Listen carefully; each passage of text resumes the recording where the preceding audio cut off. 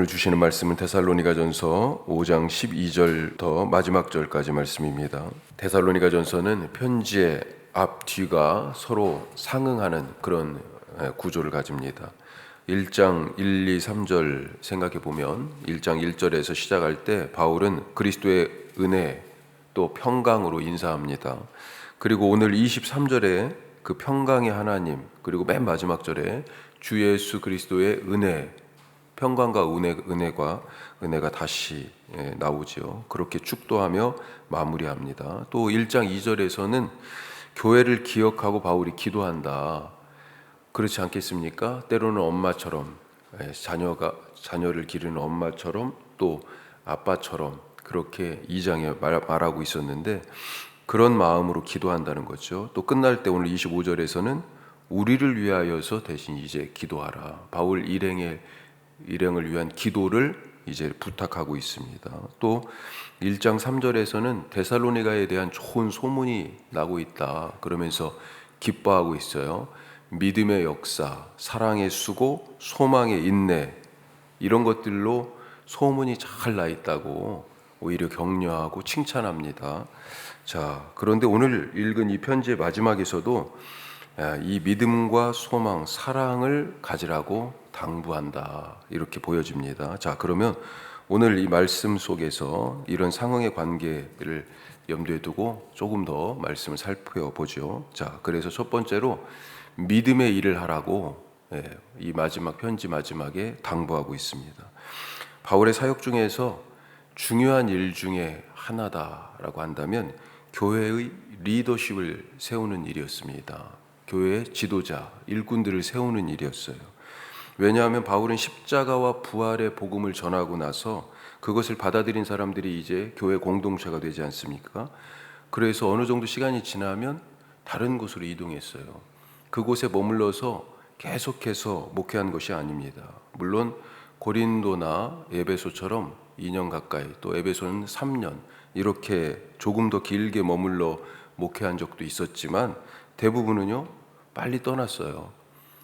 왜 그러냐면 때로는 핍박이나 박해가 있었기 때문에. 데살로니가 교회도 그런 경우잖아요. 그래서 서둘러 떠날 수밖에 없는 그런 외적인 환경이 되었고, 또 어떤 때는 이 교회 말고도, 이 도시 말고도 또 복음을 들어야 될, 아직도 예수님을 알지 못하는, 참된 구원과 생명을 누리지 못하는 그런 사람들이 많기 때문에 다른 도시로 또 옮겨가야 할 이유가 있어서 짧게 복음을 전하고 교회가 세워지고 나면 또 다른 도시로 이동할 수밖에 없는 그런 일정을 갖고 있었어요. 따라서 바울이 떠난 다음에 이렇게 예수 믿게 되어 교회 공동체가 된 사람들은 어떻게 할 것인가에 대한 준비 없이 떠날 수는 없잖아요.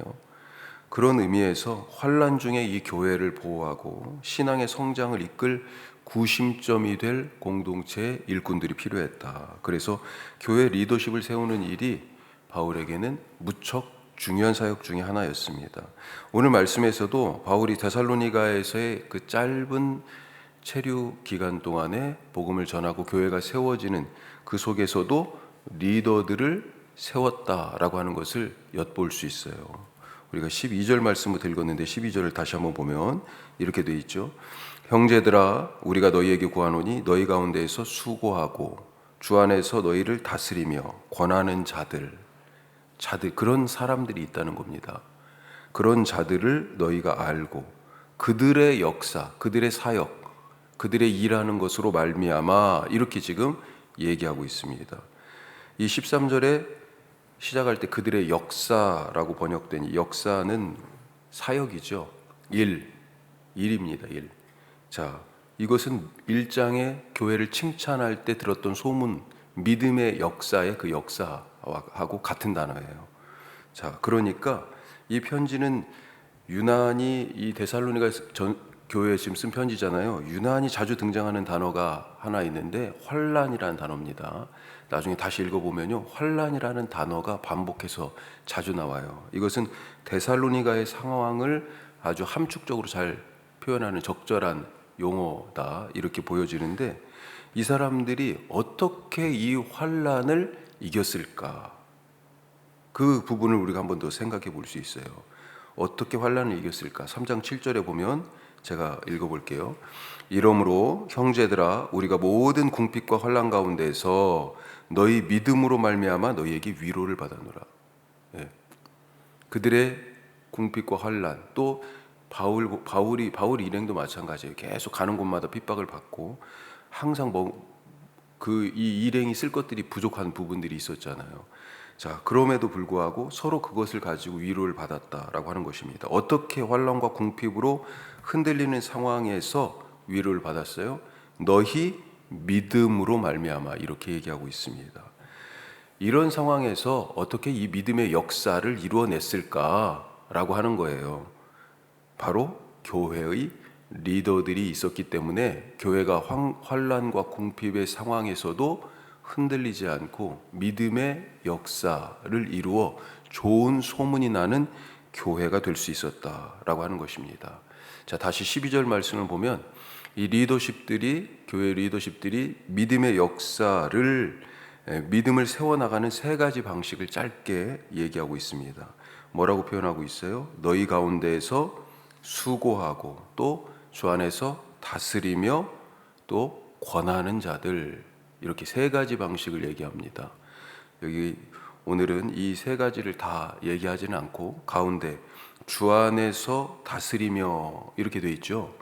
이 다스리며라고 하는 단어의 말뜻이 앞에 서다. 앞에 서다. 우리가 다스린다라고 그러면 교회 이 지도자로 세워진 자들이 교회를 다스리는 그런 모습, 위에서 아래로 이렇게 뭔가 명령하고 지시하고 누르고 이런 방식이 아니고요.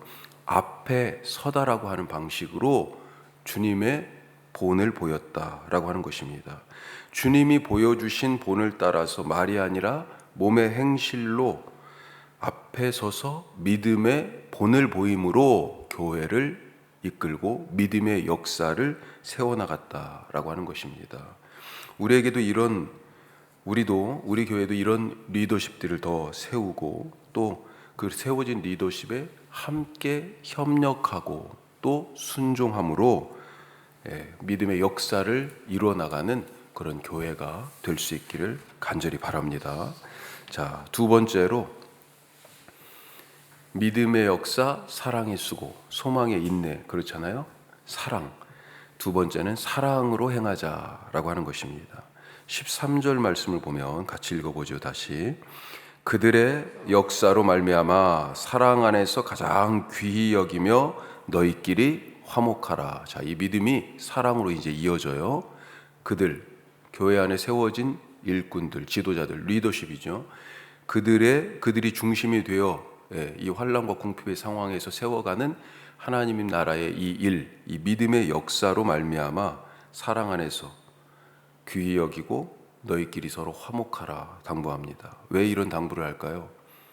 바울이 디모데를 보냈었잖아요.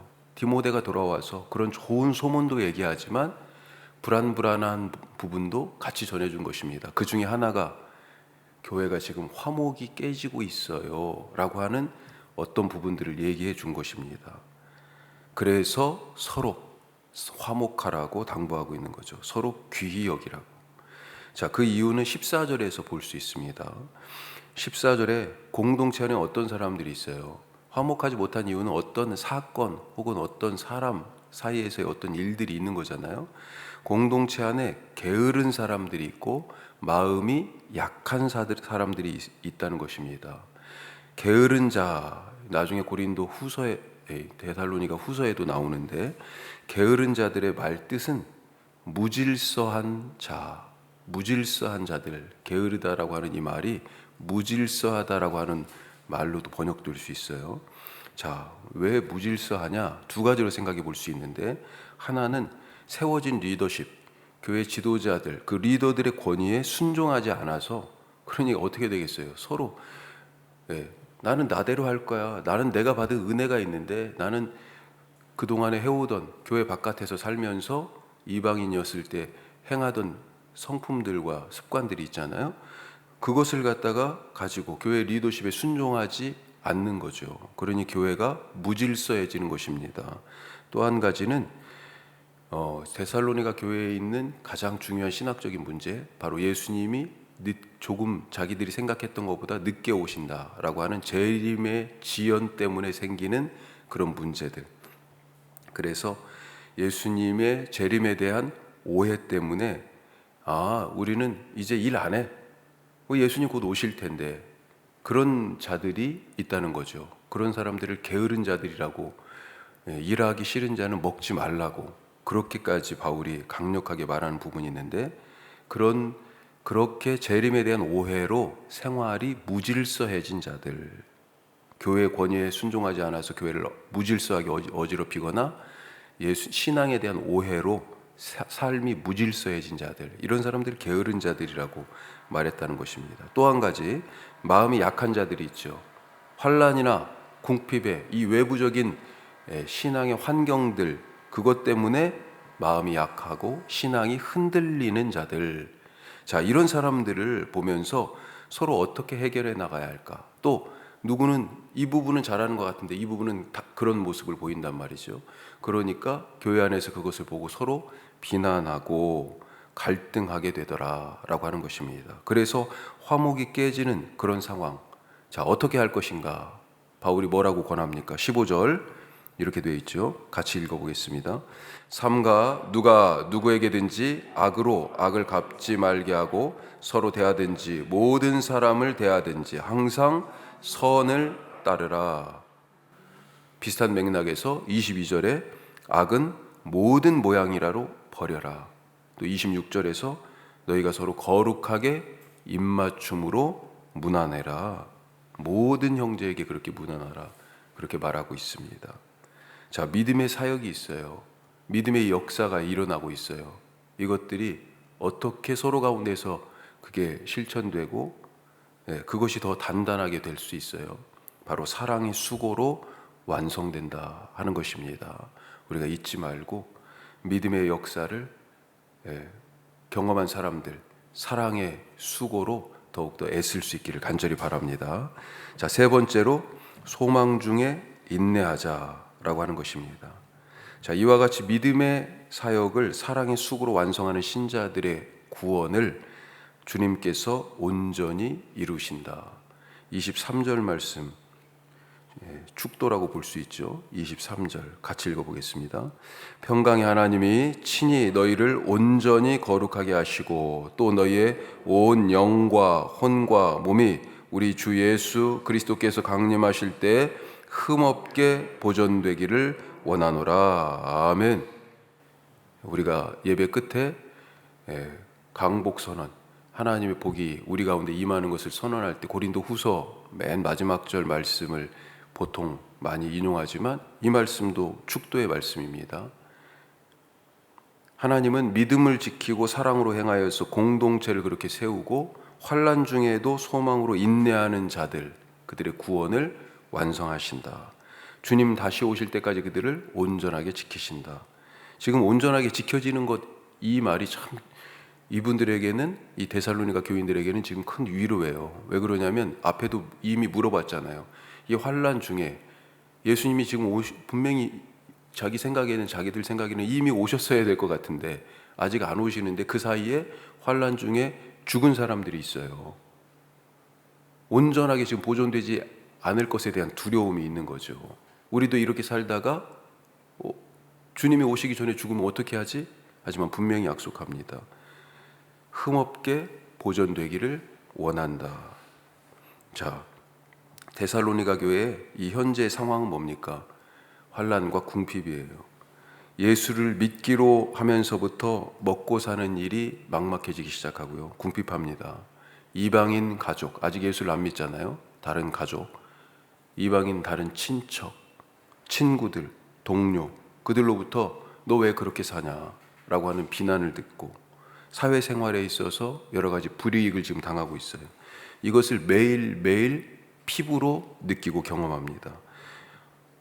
내 삶은 아직 이룬 게 하나도 없어. 그런 상황 속에서 미완성으로 끝날 것 같은 내 삶에 대한 불안함이 있습니다. 하지만 하나님께서 그 삶을 완성하신다, 온전하게 하신다, 지키신다, 지금 받은 구원을 흠없이 보존하신다 라고 그렇게 격려하고 있는 것입니다. 삶의 완성이 하나님께 있는 것을 믿으시기 바랍니다. 따라서 소망 중에 인내할 수 있어요. 지금 상처를 많이 받고 있잖아요. 그 환난 가운데에서 교회 공동체 바깥에만 나가면 엄청나게 많은 이야기와 비난을 듣고 있습니다. 그 속에서 하나님께서 이들을 지켜주세요. 그 믿음 가지고 그 소망으로 오늘도 인내하며 살 것을 격려하고 권하고 있습니다.